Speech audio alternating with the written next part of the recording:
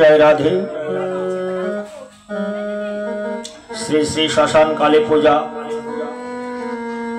और श्री श्री राधा गोविंद अष्टकलीला कीर्तन श्री श्मशान काली मंदिर श्मशान घाट बेलपार रावण पलाश दर्शन दे आजकल चतुर्थ वार्षिकी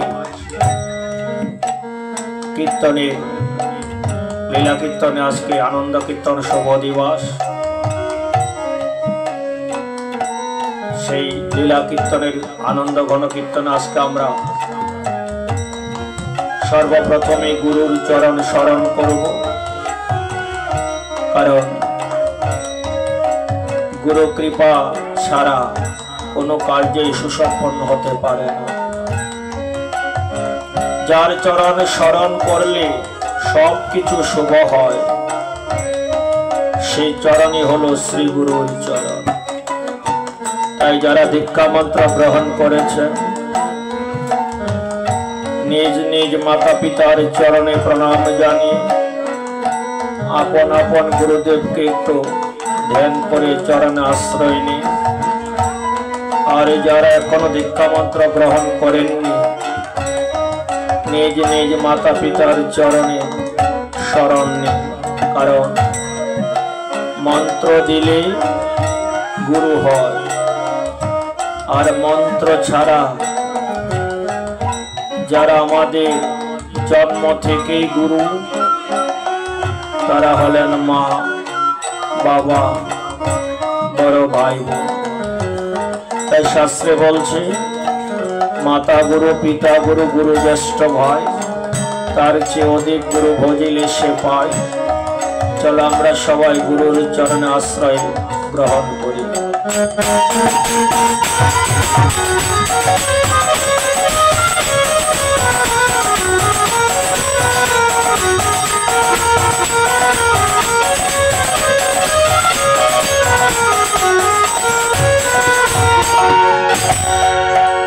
ওরে আশ্রয় করিও বন্ধু,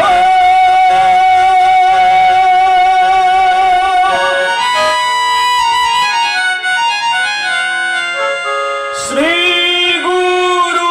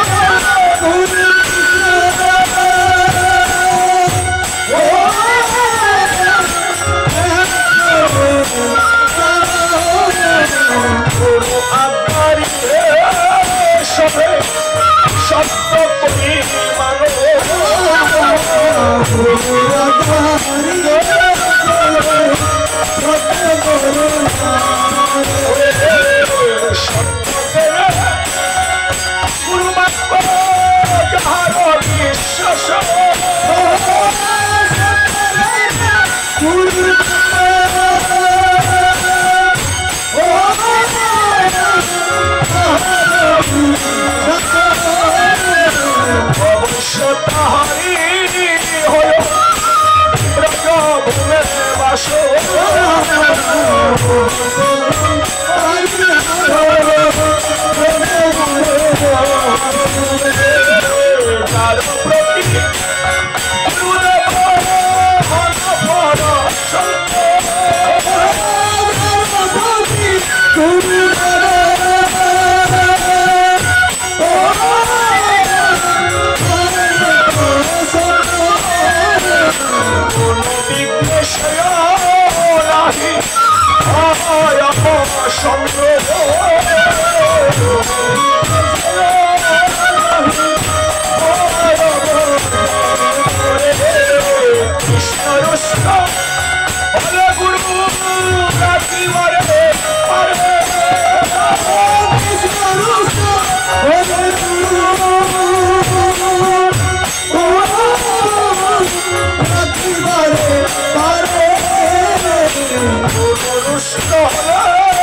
কৃষ্ণ রাখি মানে রে গুরু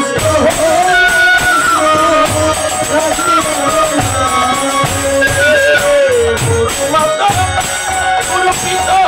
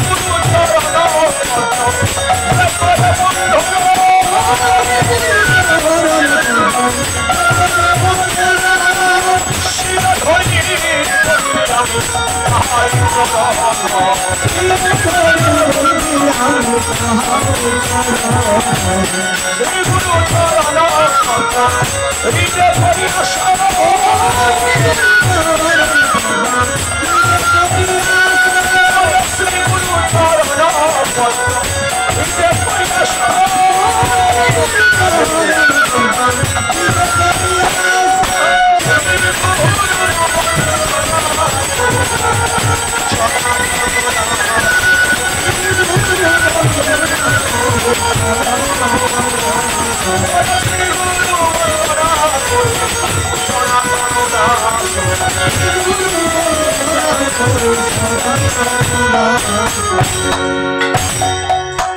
ओम वृंदावै तुलसी देवै प्रिया वै केशवै च विष्णु भक्ति पदे देवी सत्यवत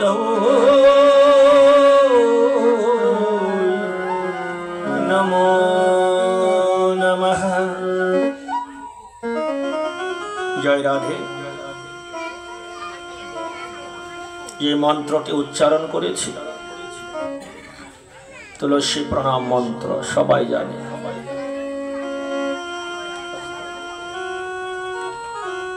मंत्र माने কি?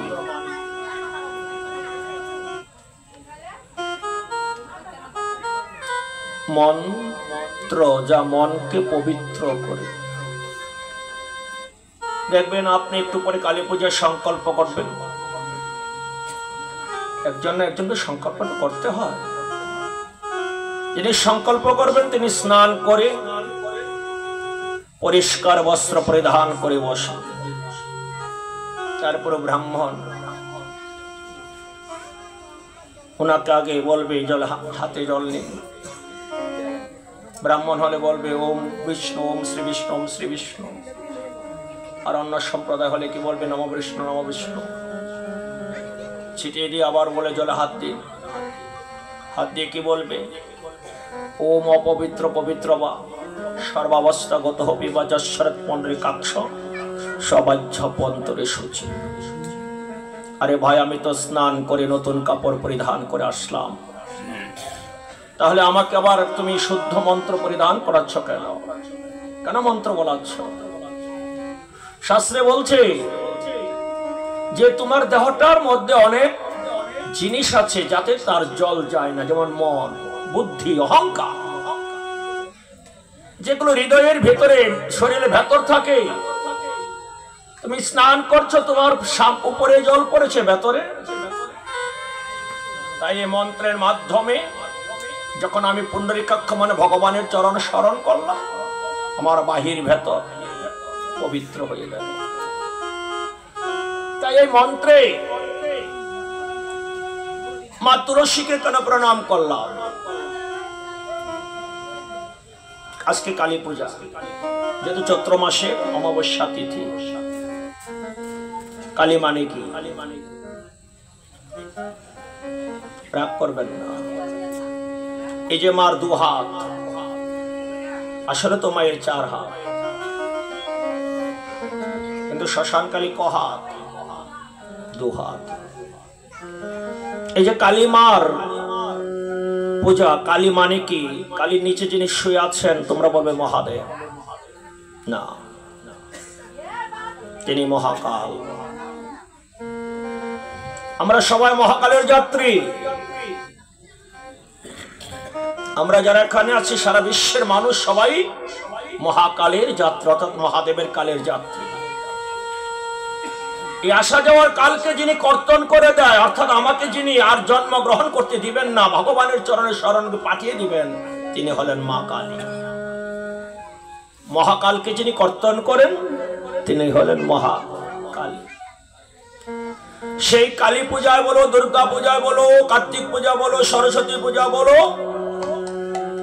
আমরা যারা গৃহী আছি, গৃহীদের কথা আর সাধুর কথা এক হয় না। বলে গৃহীদের কথা কি? দুর্গা পূজা করলে আর তোমরা মনে করছো দুর্গতি নাশ করে দিবে, মানে খারাপ সময়টাকে নাশ করে দিবে। সাধু বলছে না, দুর্গতি মানে কি? একবার আমি মায়ের গর্ভে জন্মগ্রহণ করেছি, আরেকবার যমের হাতে মৃত্যুবরণ করছি। যে আসা যাওয়ার গতি, এটা আমার জন্য দুর্গতি। তাই মা দুর্গার কাছে সাধু বলে, মা তুমি আমার আসা যাওয়া গতিটাকে রুদ্ধ করে দাও, সেই গতিটাকে নাশ করে দাও। সরস্বতী পূজা করলে ভাবছো তোমাকে বিদ্যা দিবে, কি বিদ্যা দিবে সেটাই জানি না। ছেলে মেয়েদেরকে বলা হয় MA pass, BA pass, doctor, engineer হবে। সাধু বলছে এটা কোনো বিদ্যা না, চৈতন্য চরিতামৃত বলছে বিদ্যা মধ্যে কোন বিদ্যা সার? বলে কৃষ্ণ ভজন বিদ্যা ছাড়া বিদ্যা নাহিয়া। তাই মা দুর্গা, কালী, সরস্বতীর কাছে সাধু কি বলছে? সাধু বলছে মা আমাকে এমন বিদ্যা দাও যে বিদ্যা পেলে আমি ভগবান কৃষ্ণকে জানতে পারি। লক্ষ্মীর কাছে পুজো করছো, তুমি বলছো দারং দেহি, তুমি মনে করছো টাকা পয়সা বাড়ি গাড়ি ইত্যাদি। সাধু বলছে যে না, এগুলো কোনো আমার কাজ না, বিষয় ছাড়িয়া কবে শুদ্ধ হবে মন। সাধু বলছে বিষয় ছাড়িয়া কবে শুদ্ধ হবে মন। তাই মা লক্ষ্মীর কাছে এমন ধন চাও যে ধনের ধনী হলে যশোদার মতো ভগবান কৃষ্ণকে সন্তান রূপে পালন করতে পারে। তাই তুলসী মার কাছে প্রণাম করলাম কেন? মা হলো কৃষ্ণ প্রেয়সী। যারা তুলসীকে পুজো করে, তুলসী তলায় সন্ধ্যা করে, তুলসীর মালা গলা ধারণ করে, তাদের মধ্যে মা বিষ্ণু ভক্তিটাকে প্রদান করে থাকে। যে বিষ্ণু ভক্তি একবার কে অধিকারী হলে তার জন্ম মৃত্যু বারণ হয়ে যায়। তাই চলো সবাই মন দিয়ে মা তুলসীর চরণ বন্দনা করে তুলসী আরতি করি, যেন তুলসী আমাদেরকে মৃত্যুর পরে ভগবান কৃষ্ণের চরণে শ্রীরাম গোলক বৃন্দাবনে পাঠিয়ে দেয়।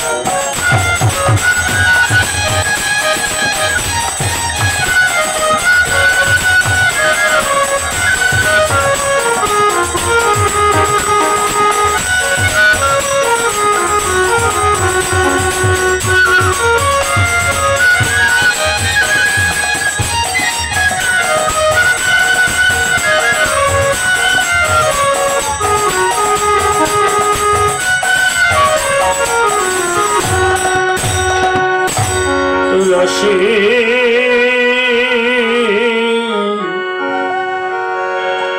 কৃষ্ণ প্রেয়সী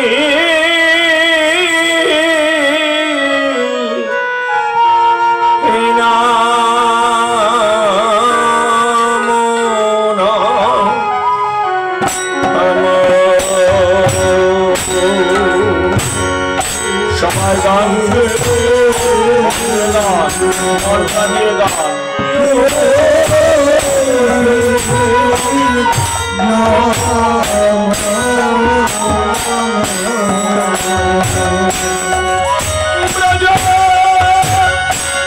রাধা কৃষ্ণ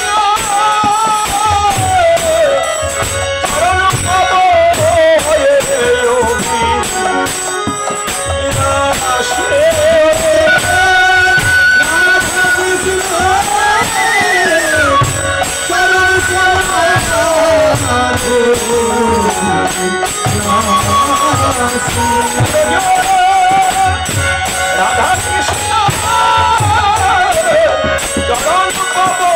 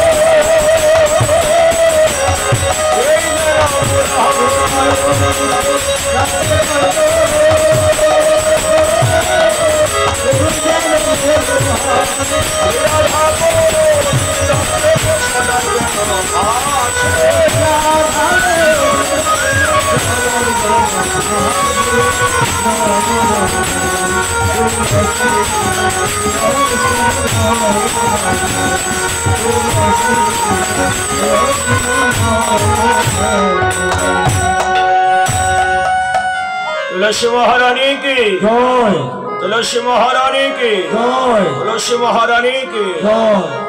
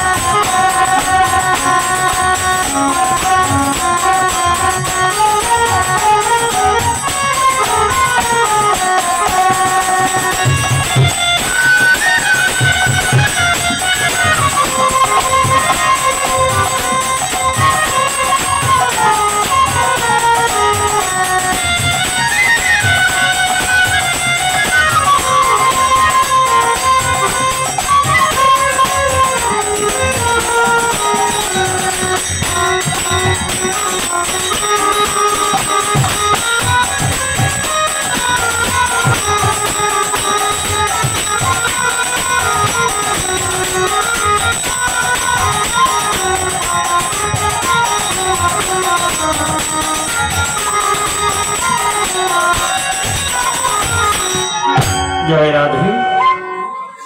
সর্বপ্রথমে সমস্ত সাধুগুরু বৈষ্ণবদের চরণে আমি শতকোটি প্রণাম। যদি কোনো মুসলমান ভাই বোন থাকেন আদা পড়িল প্রণাম জানাই আমার গুরুদেব শ্রীমৎ স্বামী বিবেকানন্দ ব্রহ্মচারী শ্রীপাদ পদ্ম। তিনি সন্ন্যাসী, সন্ন্যাস প্রাপ্ত নাম শ্রী শ্রী 108 স্বামী বিবুধানন্দ সরস্বতী মহারাজ, বারাসাত, কলকাতা। গুরু বন্দনার প্রারম্ভে আমি সবাইকে বলেছিলাম গুরুর চরণ আশ্রয় গ্রহণ করতে, কারণ নরোত্তম ঠাকুর এবং বৃন্দাবন দাস গোস্বামী তারা দুইজনেই লিখেছে জয় জয় শ্রী গুরু প্রেম কল্পতরু। আর এই যেই বন্দনা আমরা করেছি সেখানে লিখেছি কি, আশ্রয় করিয়া বন্ধু শ্রী গুরুর চরণ, যাহা হইতে মিলে রে ভাই কৃষ্ণ প্রেমধর। গুরুর চরণ যদি কেউ স্মরণ করে, তার মধ্যে গুরুদেব কৃষ্ণ প্রেম প্রধান করে। যদি আমরা বলি গুরু মন্ত্র, একবার ভালো করে খেয়াল করো, যারা দীক্ষা মন্ত্র গ্রহণ করেছেন আপন আপন মন্ত্রে নিজের গুরুদেবের নাম আছে। মন্ত্রটা একবার স্মরণ করুন মনে মনে, দেখুন তো ওই মন্ত্রে আপন গুরুদেবের নাম আছে নি?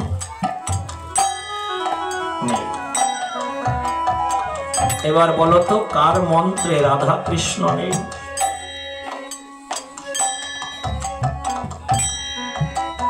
যে দীক্ষা মন্ত্র গ্রহণ করেছেন তাতে রাধা কৃষ্ণ আছে না? অন্য কোন অবতার দিয়ে মন্ত্র হবে না, রাম সীতা দিয়েও হবে না, গৌর বিষ্ণুপ্রিয়া দিয়েও মন্ত্র হয়নি, হয়েছে একমাত্র আমার কৃষ্ণ রাধা কৃষ্ণ দিয়ে। কেন? ভাগবতে বলে দিয়েছে কৃষ্ণস্থ ভগবান স্বয়ং। যত অবতার অবতীর্ণ তারা অংশ বা অংশবশেষ, কেউ পূর্ণ না। পূর্ণ অবতারকে আমার ভগবান শ্রী কৃষ্ণ। জীবেরও নিস্তার লাগি নন্দ সুত হরি, ভুবনে প্রকাশ হন গুরুরূপ ধরি। রাম রাজা অযোধ্যা, কৃষ্ণ রাজা দ্বারকা। যুগে যুগে অনেক অবতার আছে, ওই সকল অবতারের কথা আমরা কীর্তনিয়ারা কোনোদিন আলোচনা করিনি। তেমন সত্যের হরি, ত্রেতায় রাম, দ্বাপরে কৃষ্ণ, কলিতে গৌরাঙ্গ। এই তিনটা দেহধারী, রাম মানুষ রূপে এসেছে, কৃষ্ণ মানুষ রূপে এসেছে, মহাপ্রভু মানুষ রূপে এসেছে। যুগে যুগে তিনি রাজা ছিলেন, কলিতে তিনি কলির গৌর কি রাজা, তিনি আজকে গুরু রূপে এসেছে। তাই পদে বলছে জীবেরও নিস্তার লাগে নন্দ সুত হরি, ভুবনে প্রকাশ হন গুরু রূপ ধরি। মহিমায় গুরু কৃষ্ণ করি জানো, গুরু আজ্ঞা হৃদয় সবে সত্য করে মানো। আমরা যারা এখানে আছি, গুরু তত্ত্বে অনেক কথা আছে। গুরুতে মনুষ্য কেন না করো কখনো, গুরু নিন্দা কহু কর্ণে না করো শ্রবণ। গুরুতে যারা মানুষ হবে তাদের সাধন ভজন হয় না। কারণ তুমি যে গুরুর কাছে প্রণাম মন্ত্রে কি বলছো? গুরুকে গুরু ব্রহ্মা গুরু বিষ্ণু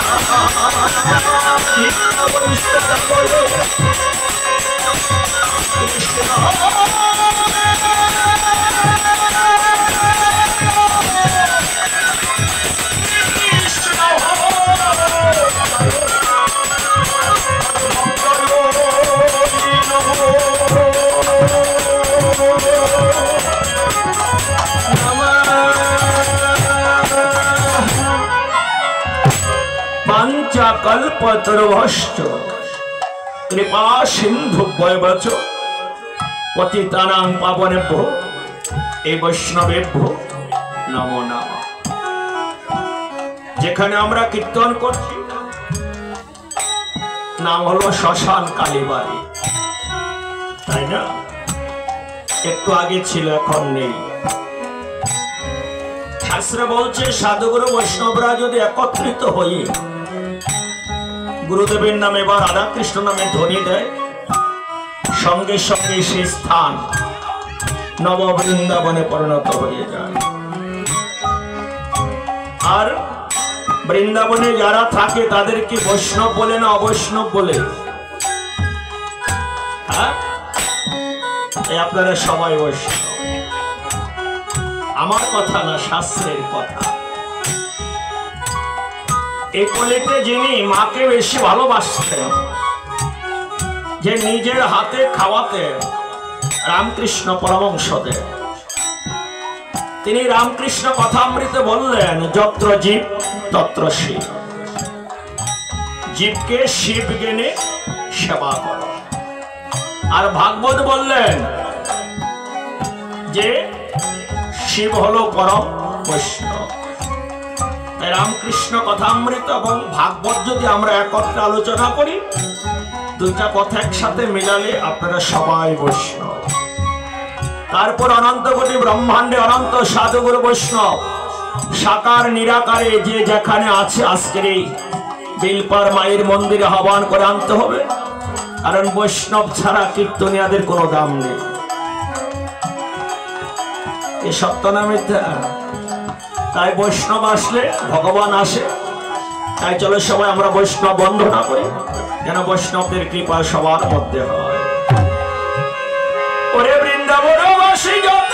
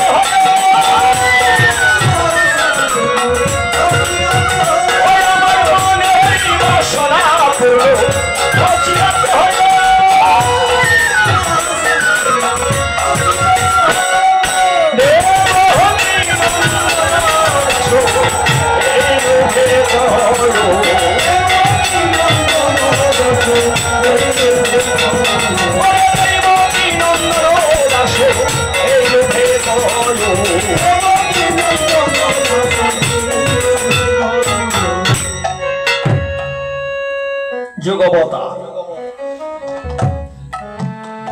যুগের অবতার নিজে ভগবান আসে, আবার তিনি একটা নতুন পথ মত নিয়ে আসে, যাকে বলা হয় যুগ ধর্ম।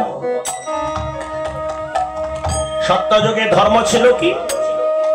ধ্যান করা, এক জায়গায় বসে না খেয়ে না ঘুমিয়ে মাসের পর মাস তারা ধ্যান করতে পেরেছে। কলিযুগের পক্ষে সম্ভব? মহাপ্রভু বললেন সেটা বাদ।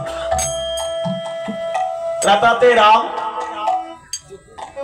যজ্ঞ করেছে, অশ্ব চতুর্দিক জয় করেছে। সেই চতুর্দিক জয় করার ক্ষমতা আমাদের কলির খালি। অশ্ব বলি প্রথা মহাপ্রভু বলি প্রথাই নিষেধ করলেন। দ্রাপরে সেবা পরিচর্যা, যা আমাদের কলিজীবের পক্ষে সম্ভব। এটাও বাদ দিলেন। তাই আমার গৌর সুন্দর তিনি ঘোষণা করলেন কলিযুগের ধর্ম হলো নাম সংকীর্তন। নাম সংকীর্তন। এই যে কীর্তনে আপনারা বসেছেন, যতক্ষণ আমার কথা শুনবেন সংসার থেকে আপনি ততক্ষণ মুক্ত। আগামীকাল যতক্ষণ কীর্তন মন দিয়ে শুনবেন ততক্ষণ আপনি সংসার থেকে মুক্ত, অর্থাৎ তিনটা তাপ থেকে আপনি মুক্ত। ত্রিতাপ দগ্ধ সংসার, তিনটা জ্বালা নিয়ে সবাই এসেছে। সে তিনটা জ্বালাকে বলা হয় ত্রিতাপ, আধ্যাত্মিক, আদি ভৌতিক, আদি দৈবিক। এ সকল থেকে ভগবান তোমাকে আমাকে মুক্তি দিতে চায়। কেন চায়? এই যে কীর্তন হবে, আপনারা যারা এখানে বাবা মা আছেন, কোন বাবা মা কি চান সন্তান জেলে যাক?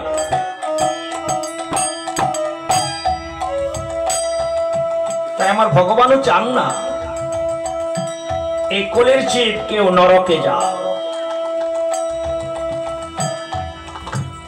রাম রাক্ষস বংশ উদ্ধার করেছে, কৃষ্ণ ধরার ভার হরণ করেছে, কিন্তু সবাইকে মুক্তি দিবে এই কথা গৌর সুন্দর ছাড়া আর কেউই বলেনি।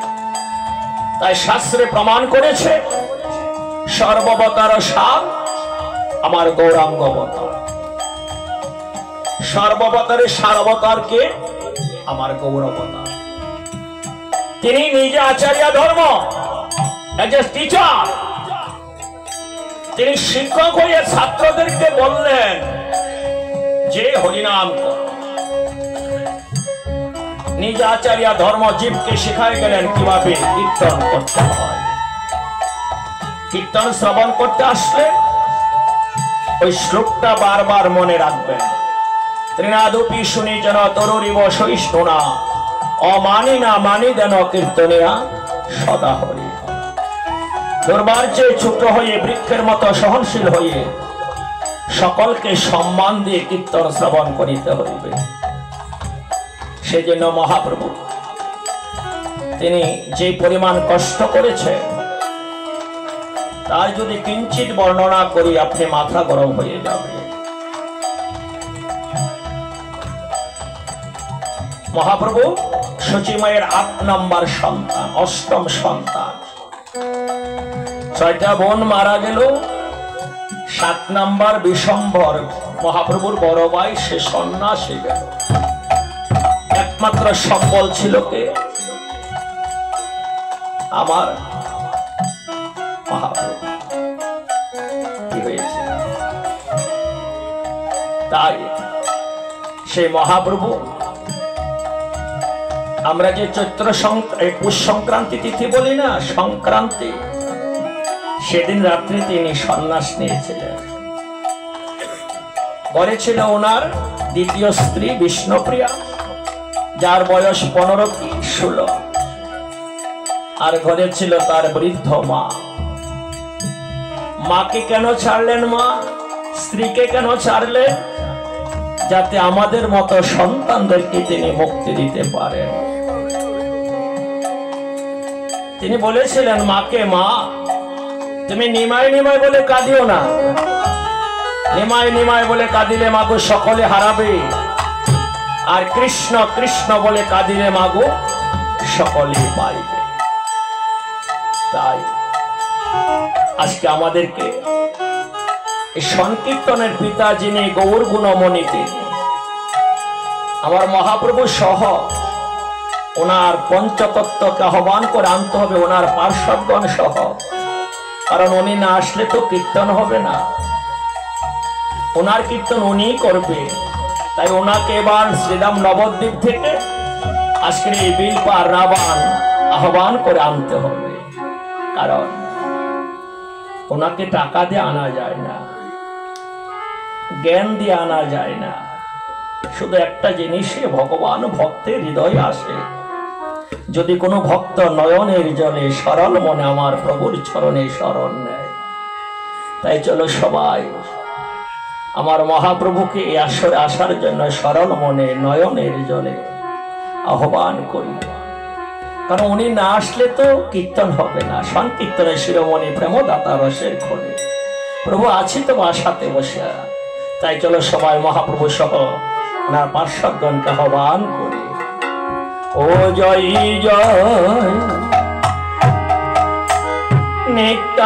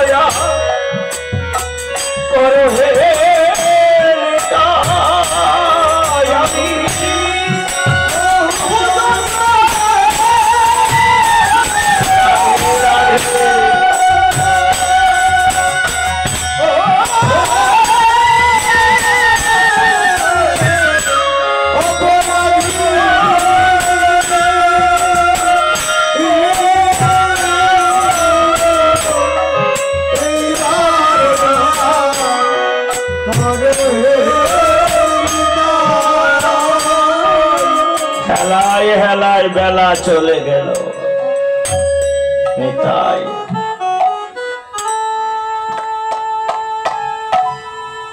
কবে যে কীর্তন শুরু করেছিলাম নিজেও জানি না।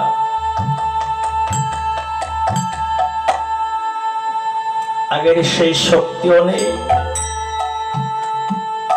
সেই ভক্তিটাও যদি দিনে দিনে কেন কমে গেছে। চলিতে চরণ চলে না, দিনে দিনে অবশ হই, আগের বাহাদুরি তোমার গেল। দিনের পর দিন মাথার চুল সাদা হচ্ছে, চামড়া ঢিল হচ্ছে, রক্ত হলো ওই যে শ্মশানের ৬টা খুঁটি, সে তোমাকে ডাকছে আয়। কারণ সবার শেষ গন্তব্যস্থল হলো এই শ্মশান, যেখানে পৌঁছিতে তোমার সারাটা জীবন লেগে যাবে। সবার জীবনের একটাই আশ্রয়, ওই যে শ্মশান। আজকে তোমরা লীলার অধিবাস নামে কীর্তন করছো, অধিবাস। আর এই বেলপাড়ের সবার অধিবাস হবে এখানে।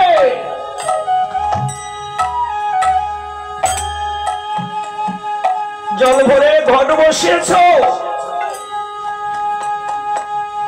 আর জীবনে যেদিন তোমার অধিবাস হবে, তোমার জন্য জল ভরবে বাদ্য বাজনা দিয়ে নয়, খোল করতাল দিয়ে। সে জলকে ভরবে যাকে নিজের চেয়েও বেশি ভালোবাসো, সে তোমার সন্তান, তোমার ভাই, তোমার বোন, তোমার বন্ধু, তোমার বান্ধব।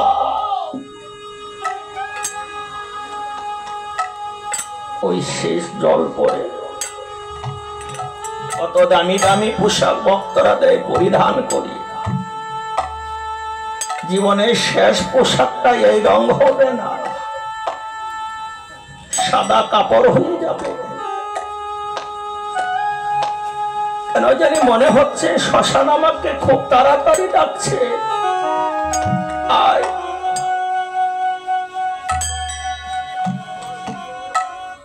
নিতাই,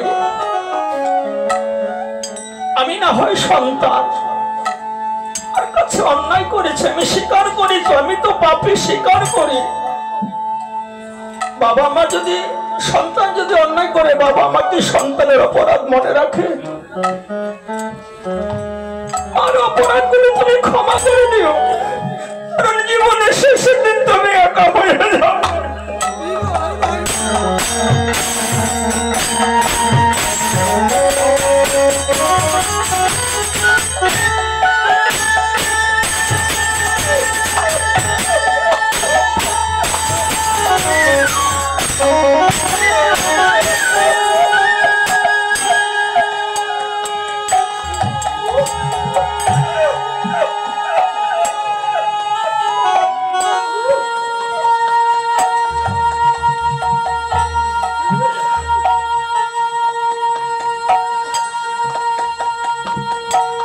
জীবনের শেষে আমার দাদার সঙ্গে তিলক দিবে, তো সেই তিলকটা যেন তোমাদের মতো সাধুগুরু বৈষ্ণবের চরণ ধুলি হয়। ওরে আমি যেদিন যাব চলে,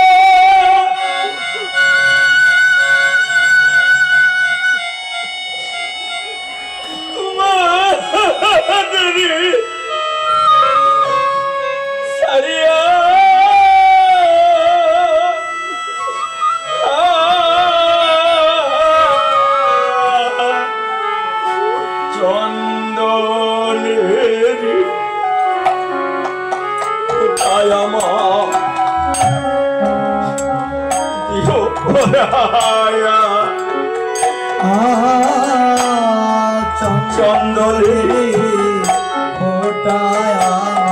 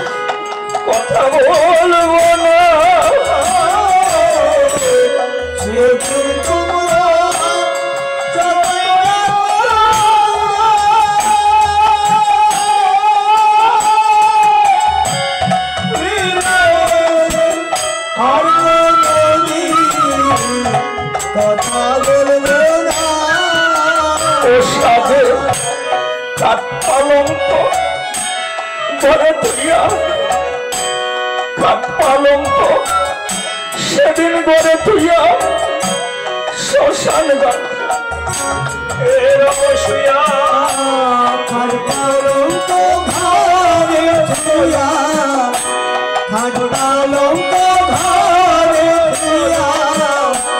শ্মশান ঘাটে রোগ শুয়া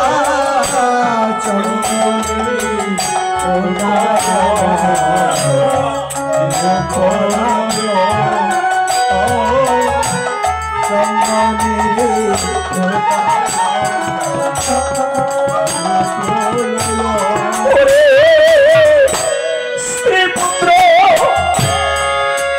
সোনার গহনা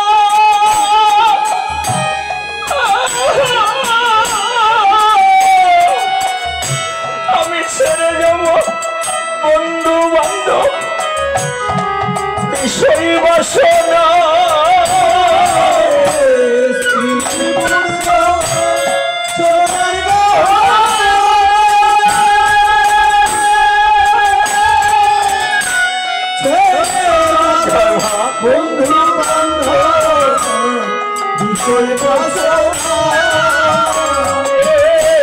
স্ত্রী পুত্র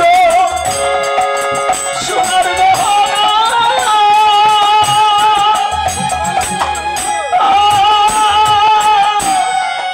ছেড়ে যাব বন্ধু বান্ধব বিষয় বাসনা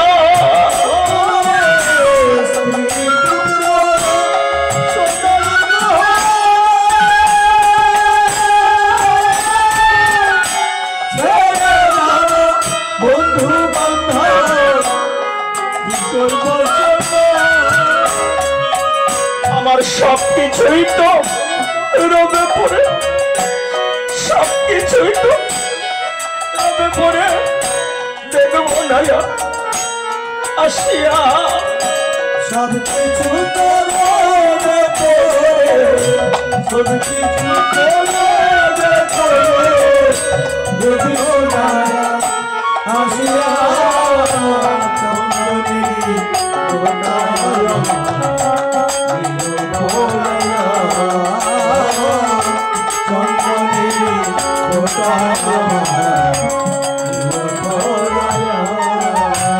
দেখো মামনিরা বাবারা আমরা কেন তোমাদেরকে সেই দিনের কথা স্মরণ করিয়ে দিই জানো কারণ থাকতে যেন ভগবানকে কেউ একটু স্মরণ করো কারণ জন্মের পূর্বে তিনি আমার ছিলেন জন্মের মৃত্যুর পরে আমার ভগবানই থাকবে সবাই পর হয়ে যাবে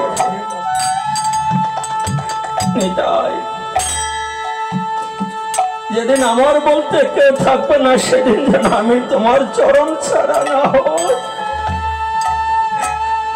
হই আমার চরণ ছাড়া করো না হে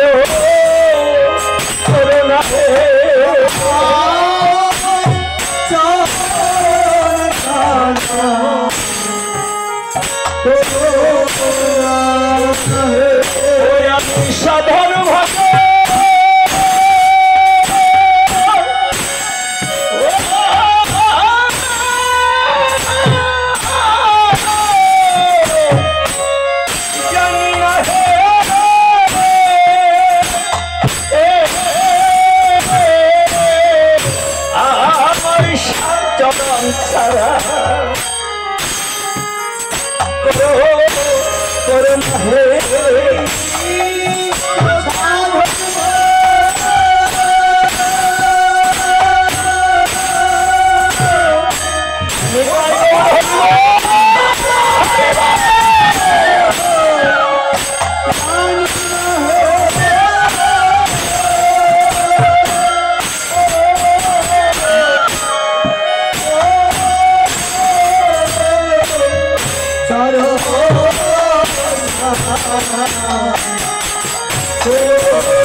এমন ভাগ্য হবে আমার এমন ভাগ্য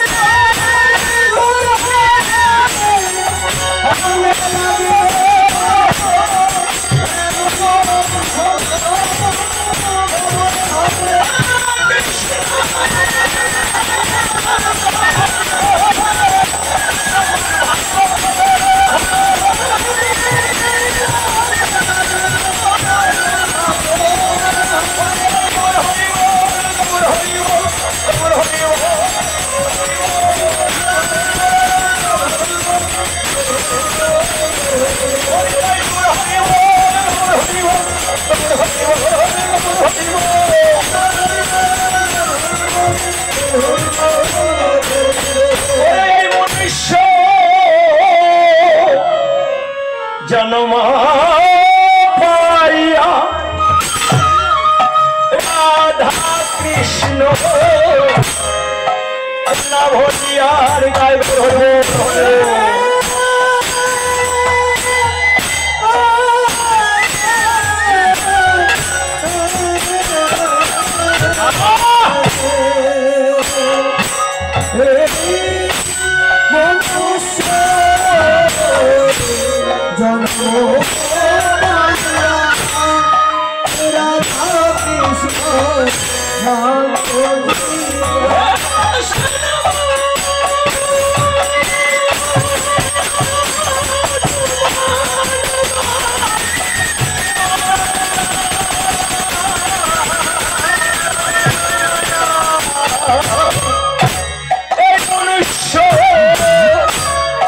জন্ম পাইয়া রাধা কৃষ্ণ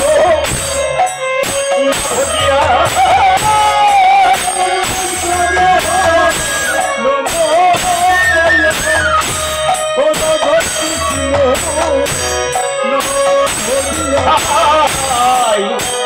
জানিয়াছু শুনিয়া বিষয়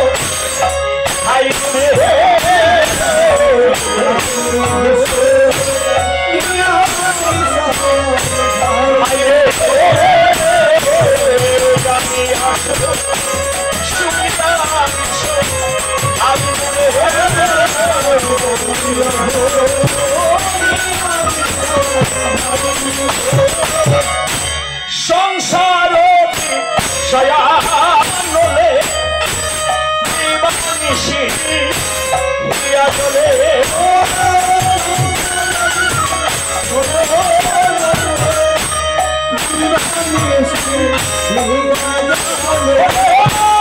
সংসার বিষয়ানলে জীবনিশি হিয়া চলে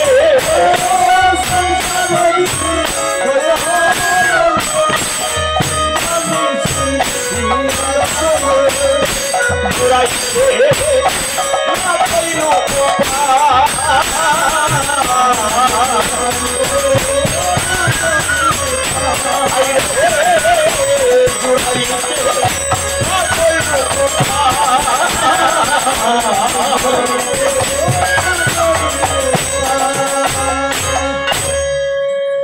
যারা এখানে আছি একজন বলুন তো কে শান্তিতে আছেন? কথা বলে না বাবা, কথা বলো না, তোমার কথা যেন আমার কানে না আসে। কেউ না, শান্তি তো তুমি পাবে না, কারণ তুমি জন্মগ্রহণ করেছ পূর্বজন্মে কর্মফল ভোগ করতে। তো জেলখানার কয়েদি হয়ে তুমি যদি সুখের আশা করো, তোমাকে মানুষ বোকা বলবে না? হ্যাঁ, কেউ সুখী না। ওই সুখ কবিতায় কামিনী রায় একজন মহিলা, কামিনী রায় কিন্তু অধ্যাপিকা, তিনি কবিতা লিখেছিলেন, সুখ সুখ বলে কাঁদিও না আর, যতই কাঁদিবে ততই বাড়িবে হৃদয়েরই ভার। তাই কেউ সুখী না। তাহলে সুখী কে? চৈতন্য চরিতামৃতে বলছে, বলে কৃষ্ণ নামের সুখী যে সুখী বলি তারে। আর ধনী কে? বলে কৃষ্ণ নামের ধনী যে ধনী বলি তারে।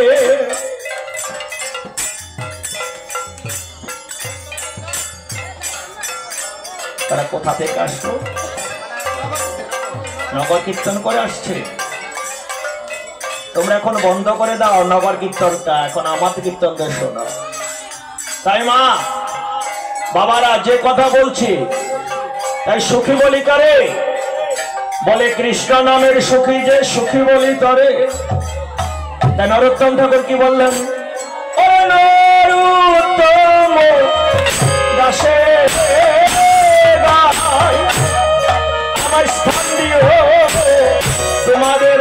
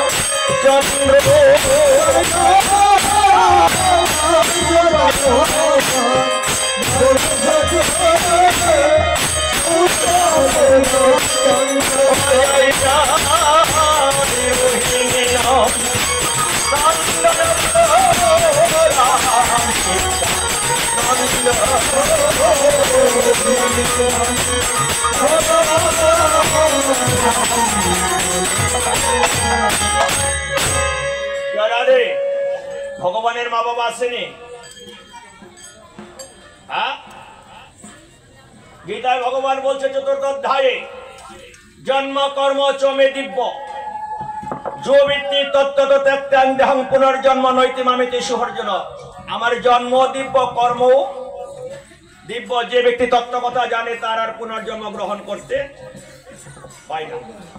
আপনারা যারা গীতা পাঠ করেন, মোটামুটি অনেকেই পড়েন, আমার কথাগুলো যদি ভুল হয় ধরবেন। রামের বাবা আছেনি? রাম ভগবান না?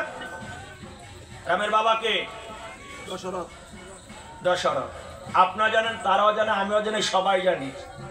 এবার যদি আমি ব্যাখ্যা ধরি, দশরথ তো রামের বাবা না। কেমন করে হলো? আমাদের সকলের আছে জানা, দশরথ পুত্র 29টিকে যজ্ঞ করেছে, যজ্ঞে সৌরস উৎপত্তি হয়েছে, সেই সৌরস খায় রানীরা গর্ভবতী হয়েছে। সত্য না মিথ্যা? আমার দশরথের বীজে হয়নি। তা আপনার বীজে যদি সন্তান নয়, আপনার বাবা কি করে হবেন? কি অদ্ভুত মনে হয়? সত্য কিনা মিথ্যা? রামায়ণে প্রমাণ আছে তো। যজ্ঞ সূত্রে দশরথ পিতা, যজ্ঞ যেহেতু করছে পুত্রের জন্য, তিনি সেই সূত্রে পিতা। সীতা বাবার নাম কি? জনক তো মাটি নিচে পাইছে। হাল চাষ করতে গিয়ে পাইল না। সীতা নামটা কেন রাখলো জানো? যারা নাঙ্গল দিয়ে হাল চাষ করে, নাঙ্গলে আগার মধ্যে একটা লোহা থাকে, আপনার কথা সেটা কি বলে? ফাল কয়। এটা শুদ্ধ বাংলা হলো শীষ। এই শীষ থেকে স্ত্রীলিঙ্গ হলো সীতা। তাহলে সীতার বাপ হলো বাল্যকিলমণিদের রক্ত, মা হলো মন্দাধরী। তার মানে বোঝা যায় এখনো বাবা। এবার সীতা মরছে, সীতা মারা গেছে তো নাকি? না শরীরে পাতা লেগেছে? কথা বলো না কেন? পাতা লেগেছে, তাহলে মারা গেছে না জীবিত গেছে? তাহলে সীতা মরছে না, এর জন্য সীতার সমাধি নাই। রাম রাম মারা গেছে, কে বলতে পারবেন? তাহলে রাম কোথায় গেল? যেদিন লীলা সংবরণ করবেন, যদি এখানে কোনো রামায়ণ কীর্তন না থাকেন, তারা জানবে রাম যেদিন নরলীলা সংবরণ করবেন 15 দিন আগে লক্ষণকে বর্জন করেছিলেন, সেই জন্য লক্ষণ বর্জন পালা আছে। আর যদি লীলা সংবরণ করবেন, ভক্তপুত্র হনুমান বলেছিল, দাঁড়াও প্রভু, তুমি যে ভগবান সবাই জানে না, আমরা জানি, তাই আমি তোমার কাছে অনুরোধ করব, তুমি চতুর্ভুজ হয়ে নরলীলা সংবরণ করবে।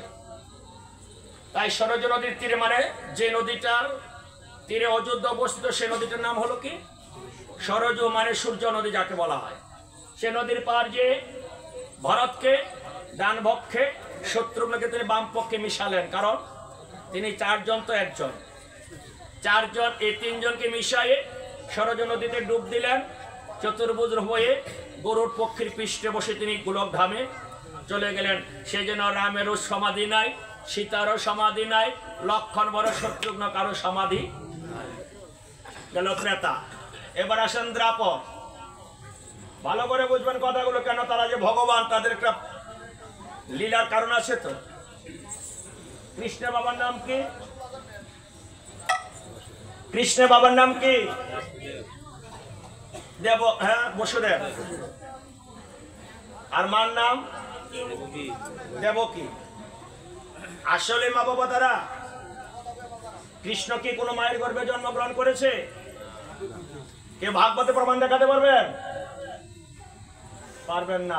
আপনাদেরকে বলি, কংসের কারাগারে কংস 6টা সন্তানকে মেরেছিল। কয়টা? কৃষ্ণ কয় নম্বর পুত্র? 7টা কই? 7 নম্বরটা কোথায় গেল?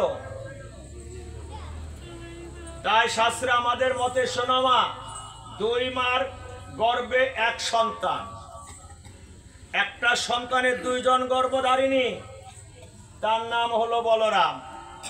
কিছুদিন ছিল দৈবকীর গর্ভে ওই যোগমায়া, মানে কালীমাকে। এই জন্য তো তার কাছে যেতে হবে, উনি ছাড়া কৃষ্ণ চলে না। এই কালীর নাম, এক নাম হলো যোগমায়া, আর এক নাম হলো মহামায়া। আমরা হইলাম মহামায়ার অধীন, আর কৃষ্ণের অধীনে রেখেছে যোগমায়াকে। সেই জন্য গীতায় বলছে যোগমায়া মোপাশ্রিতা। যোগমায়াকে আশ্রয় করে দৈবকীর গর্ভে সন্তান নিয়ে গেল রোহিণীর গর্ভে। কংস মনে করছে দৈবকীর গর্ভটা নষ্ট হয়ে গেছে। তাহলে এক সন্তান গেল রোহিণীর গর্ভে, তাহলে 7 নাম্বার সন্তান রোহিণীর গর্ভ থেকে পৃথিবীতে আসেনি। এবার কৃষ্ণ আসবে, কংস মনে মনে ভাবে এটা 7 ধর্ম না 8 ধর্ম। সত্যিকার অর্থে তো কৃষ্ণ দৈবকী 7 নাম্বার পুত্র।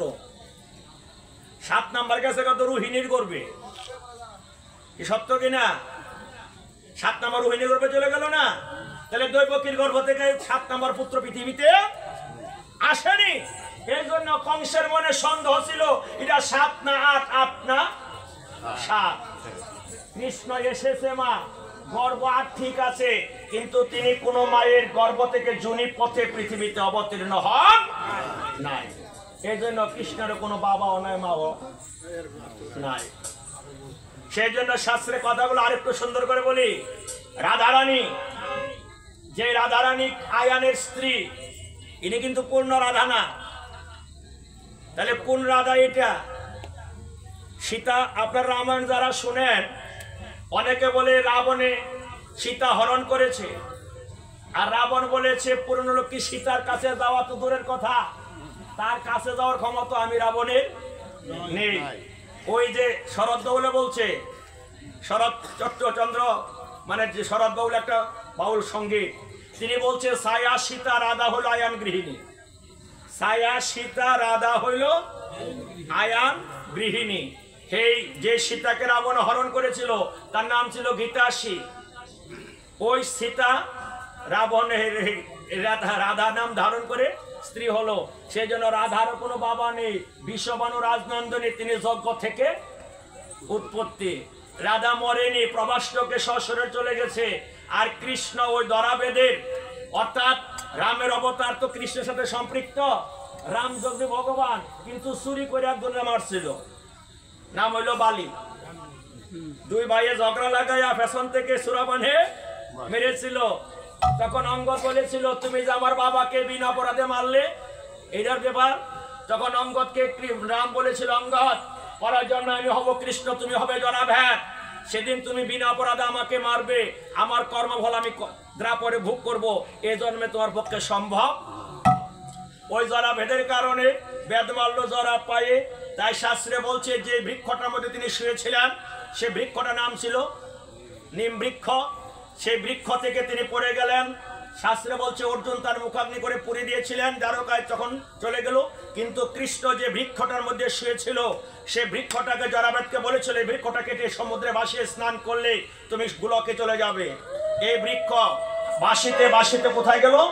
সেই উড়িষ্যা ইন্দ্রধর্ম রাজার কাছে, যে বৃক্ষ থেকে সৃষ্টি ছিল জগন্নাথ, সুভদ্রা, বলরাম। এবার আইন কলিতে মহাপ্রভু তার মার গর্ভ থেকে কতদিনে পৃথিবীতে আসলেন? 13 মাস 19 দিন। কয় মাস?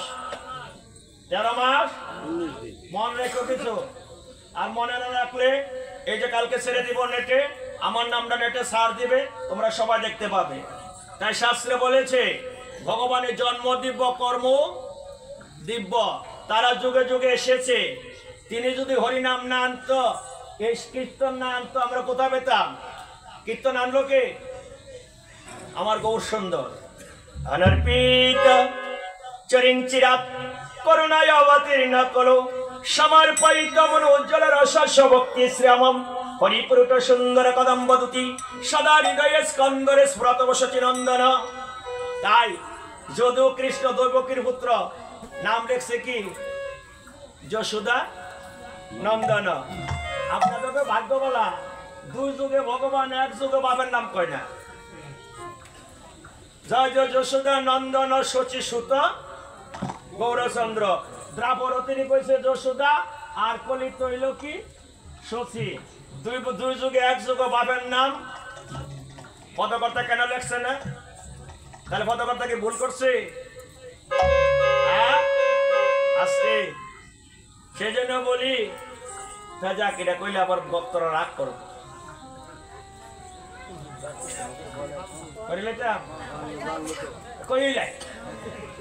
বাবা মারা গেলে মা সন্তানদেরকে নিয়ে কষ্ট করে চলতে পারে মা মরে গেল গা বাপে নাকি তালু হয়ে জায়গা এই জন্য শেষম না বলতে আর কি সেই জন্য বলি মা মার দুধের ঋণ শোধ করার ক্ষমতা সন্তানের হয় না এই জন্য মায়ের প্রতি সন্তানের অধিকার সন্তানের প্রতি মার অধিকার বেশি সেই জন্য কত কথা বলছে দুই যুগে ভগবান তোমার নাম দিয়ে দিলাম জয় জয় যশোদানন্দন সত্যসুত গৌরচন্দ্র বলরাম হলো নিতাই কলিতামর গৌর সুন্দর তিনি কি করলেন হরি হয়ে আসলেন কিন্তু তিনি তার নাম প্রচার করলেন না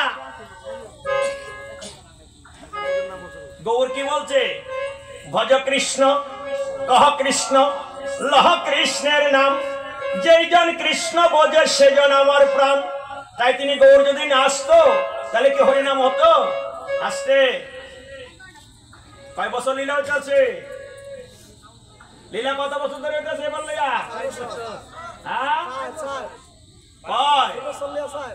তা শুধু লীলা হইব না কীর্তন ও সান কুন্ডা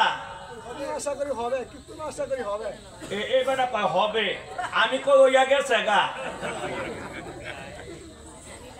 কি লীলা সান না কীর্তন সান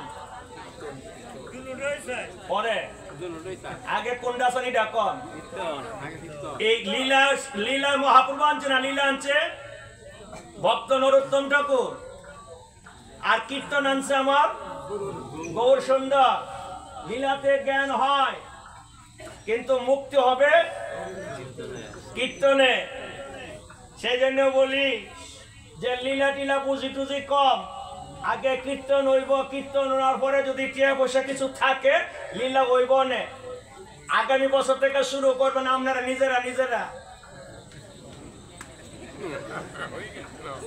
রাবার পুরাতলি বরাবর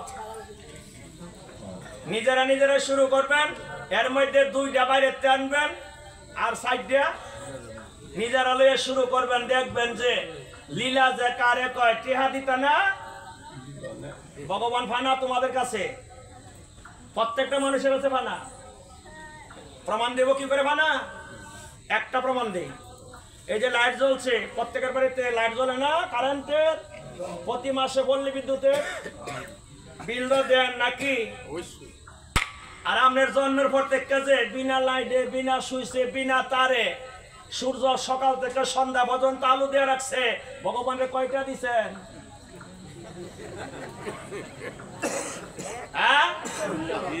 কি বলে সাপ দিলে জল ওঠে জল তোমার তৈরি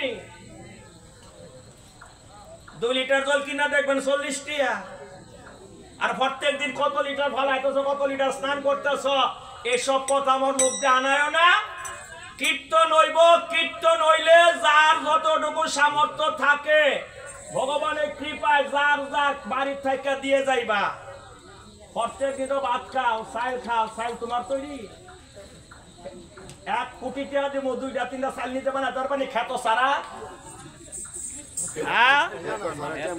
যারা যারা যিনি ভাত খাও বাড়িতে গোবিন্দের জন্য প্রত্যেক দিন 1 পা করে চাল হিসাব কইরা 365 দিনে যত কেজি চাল হচ্ছে দিয়া যায় বাগা কারণ তুমি তো বাড়িতে ভোগ লাগাইতে পারতাছ না তুমি তো 365 দিনে 2-3 দিন ভোগ লাগাও কিনা সন্দেহ আছে তুমি প্রত্যেক দিন সেবা করছো ভগবান প্রত্যেক দিন তোমার কাছ থেকে পাও না কীর্তন হবে হবে না কথা কোনা করে তারা কয়ে লোক তারা শক্তি বেশি দাও যদি বাড়িউলি কয় শুনছনি ঠাকুর ভাই কি কইছে তাইলে তাড়াতাড়ি জামাই টিয়া দিয়ে যাব আর যদি বাড়িউলি কয় ঘুমায় কইছিল কইছি তো জন লাগবো নাকি তাহলে আমার কথা নিছে দিবানি কীর্তন দিবানি জোরে কও না জুগার দাও একটা দয়াল শ্রী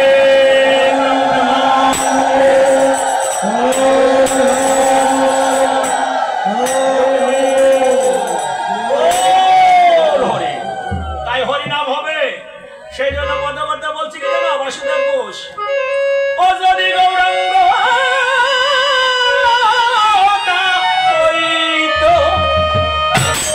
কেমন হই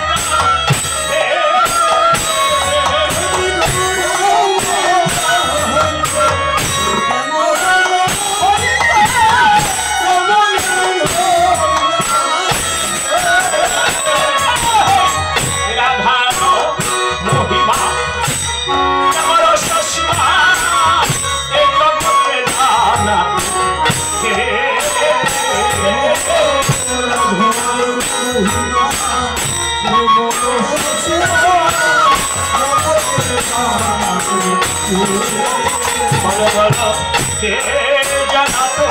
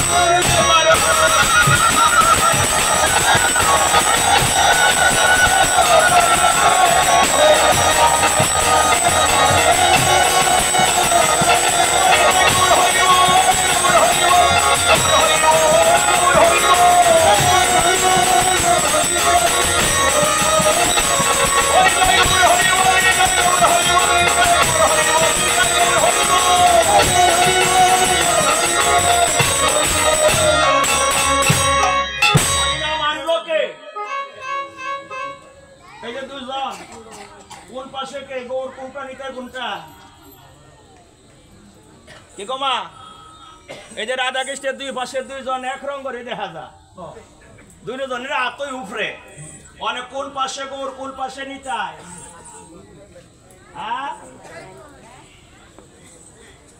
বালা করে কোন কথা কোন রে হ্যাঁ বললে ওই দেখেন ভীমসেন ভাই শ্বশুর বাড়িতে সালা হয়ে গেছে বললে কথা কইতাম না হ্যাঁ হ্যাঁ রাধার সাথে যিনি দাঁড়াইছে তিনি গৌরাঙ্গ আর কৃষ্ণের সাথে যিনি দাঁড়াইছে তিনি নিত্যানন্দ মন থাকে না কি বলছি আর যখন পাঁচজন থাকবো তখন তো বোঝাই যাবে পাঁচজনের মাঝে এসে গৌর প্রথমে এসে অদ্বৈত সবার আগে বুড়াটারে সবার আগে বয়স আর কি বুড়াটার আগে বয়সে না হ্যাঁ আর আমরা দেশে বুড়াটি কমলে লড়তারে না এটাকে আগে বন যেত না তারপর তোমরা তো বইছো শহরে গেলে এতগুলো মহিলা হইলে মিনিমাম 50টা মুড়া লাগলো হইলে সবার আগে যিনি মহাদেব তিনি সবার আগে যিনি মহাদেব মহাদেব এমন কোন সামান্য জিনিস না হ্যাঁ এই যে মহাবারণ স্নান করে আইছেন পন্থীতে এই স্নান আনছে কে ভাগলাই তিনি তো অদ্বৈত তাহলে অদ্বৈত তিনি তো আনছে বারণ স্নান কি বলো ভাই আরে সত্যি কি কিন্তু আমাদের দেশে কিছু গুছাই আছে তারা বইলা বলা আমরা মহাদেব পূজার প্রসাদ দই না কালী পূজার প্রসাদ দই না আমরা বৈষ্ণব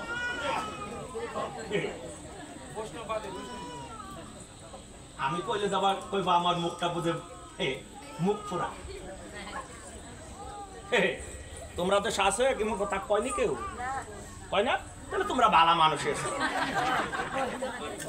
হ্যাঁ তা আপনাকে ভাড়া বলি কোনো আজকাল ভাড়া মোটা বলি হয় এই লেগে হ্যাঁ ধন্যবাদ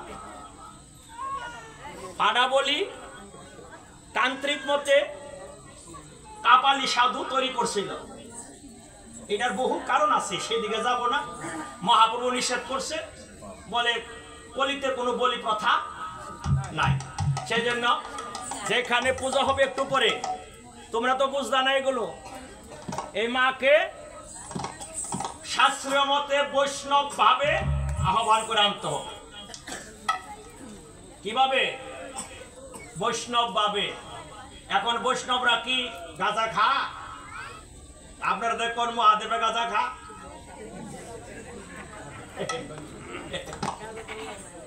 কথা দেন লাগে এই যে কথাটা কইছে নালা দিলে দম লাগে কথা কইেন না আমরা কয় মহাদেবের সিদ্ধি খাইছে আমরাও খাই তো মহাদেবের দুধটা কোথা খাইছি দেখাও দুধটা কোথা খা বেটা কয় কি ভাই কি শুনো দুধটা গোটা বলে খাইব মহাদেবের বিষ খাইয়া কণ্ঠ নীল বানাইছে একটু বিষ খাও না ওটা গেলে মরে যাবো ওটা খাবো না কোনটা খাবো মহাদেব বলে গাঁজা খাইছে আপনারা কয়টা তীর্থে গেছেন মহাদেবের অনেক তীর্থে আমি গেছি যেখানে শিব জ্যোতির্লিঙ্গ আছে গেছি সোমনাথ কলকাতা থেকে 72 ঘন্টা লাগতে যাইতে কলকাতা হাসিয়ালদা থেকে 72 ঘন্টা যাওয়ার পরে সোমনাথ গেলাম ওইখানে তো একটা কলকি দেখলাম না নাগেশ্বর গেলাম দ্বারকা ওইখানে একটা কলকি দেখলাম না বিশ্বনাথ গেলাম কাশীতে একটা কলকি দেখলাম না মহাদেব অদ্বৈত না অদ্বৈত পূর্ব কয়শলম সিদ্ধি খাইছে তাহলে মহাদেব যদি অদ্বৈত হয়ে যুগের সাথে তাল মিলাতে পারে দয়া করে কথা কখনো বলবেন না মহাদেবের সিদ্ধি খা একটা গল্প মনে হচ্ছে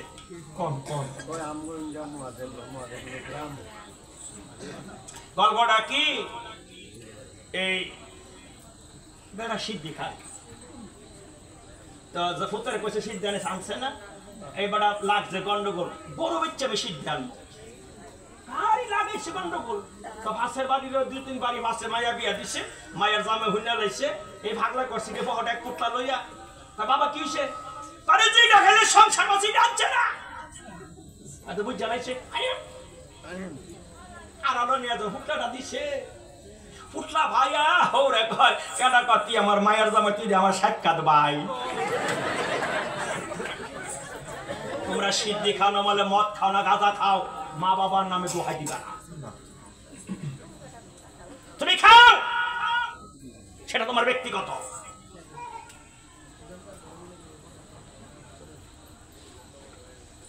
তিনটা গুণে একটা হয় 70তম আমনে বলতাছেন মহাদেব সিদ্ধি খা লগে যে দুইজন রয়েছে নারায়ণ আর ব্রহ্মা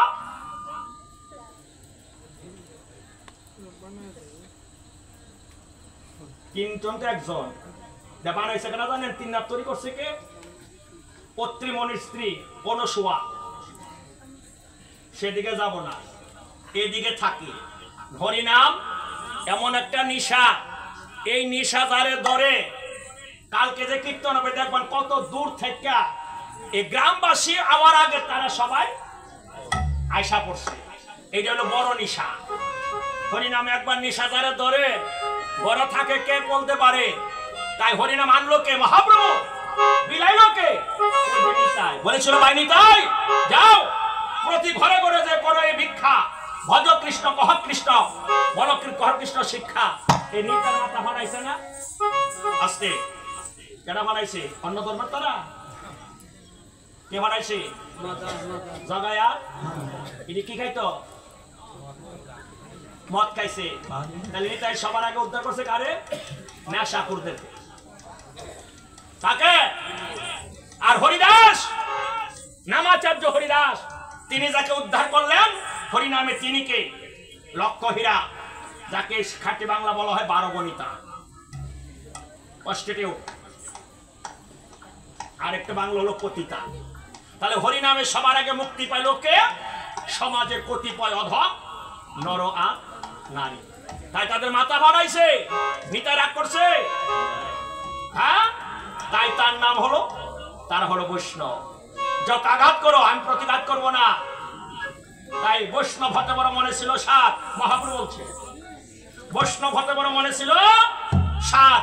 ত্রিনাদুপি শ্লোক পড়ে গেছি, বা আমি বৈষ্ণব হতে পারলাম না, বাইনিতা তুমি বৈষ্ণব। তাই ওনার নাম দিয়েছিলেন নিত্যানন্দ প্রভুকে, নাম দিলেন মহাপ্রভু অক্রোধ পরমানন্দ নিত্যানন্দ রায়। একটা গান লিখেছে, অক্রোধ পরমানন্দ ওরে নিত্যানন্দ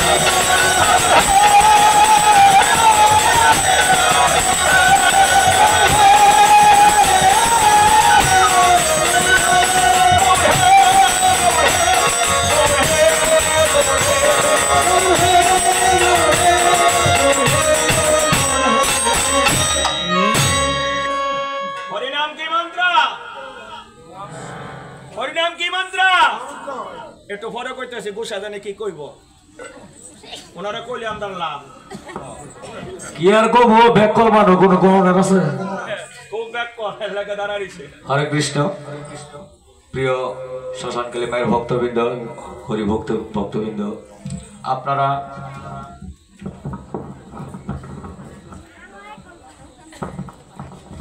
দূরে এবং কাছে থেকে যে যারাই কষ্ট করে আমাদের এই শ্মশানকালী মন্দিরে উপনীত হয়েছেন, তাদের